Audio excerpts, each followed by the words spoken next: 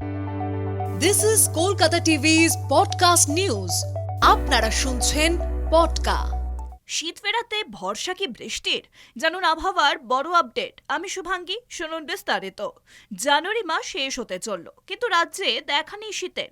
রাজ্যের নানান প্রান্তে চলছে অল্প বিস্তর শীতের লুকোচুরি। আপাতত জাঁকিয়ে শীতের সম্ভাবনা নেই বলেই জানিয়ে দেওয়া হয়েছে আলিপুর আবহাওয়া দফতরের পক্ষ থেকে।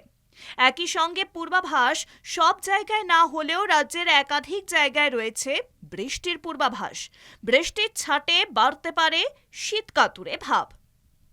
হাওয়া অফিস সূত্রে খবর, চলতি বছর পশ্চিমী ঝঞ্ঝার কারণে বারংবার বাধাপ্রাপ্ত হয়েছে শীত। উত্তরে হাওয়ারও কোনো দেখা নেই, তাই শীতও অনুভূত হয়নি। উত্তর ও দক্ষিণবঙ্গে বাড়ছে সর্বনিম্ন তাপমাত্রার পারদ। যদিও আগামী কয়েকদিন রাজ্য জুড়ে থাকবে কুয়াশার দাপট। দৃশ্যমানতা নামবে 50 মিটারে। রবিবার তাপমাত্রার খানিক পতনের সাক্ষী থাকবে বঙ্গবাসী। 29 জানুয়ারি রাজ্যে নতুন করে প্রবেশ করবে পশ্চিমী ঝঞ্ঝা। বর্তমানে ঘূর্ণাবর্তটির অবস্থান অসম এবং আন্দামান সাগরে। ঘূর্ণাবর্তের জেরে ইতিমধ্যেই বৃষ্টি শুরু হয়েছে উত্তর ভারতের জেলাগুলিতে। রাজ্যের আবহাওয়ার কি পূর্বাভাস?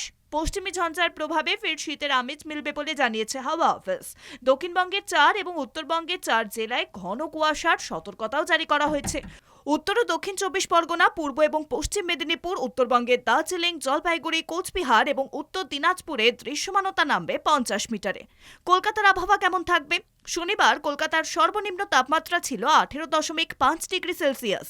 স্বাভাবিকের চেয়ে 0.4 ডিগ্রি বেশি।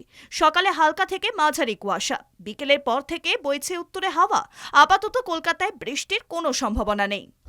শুনুন পডকা, রাত দিন 7 দিন।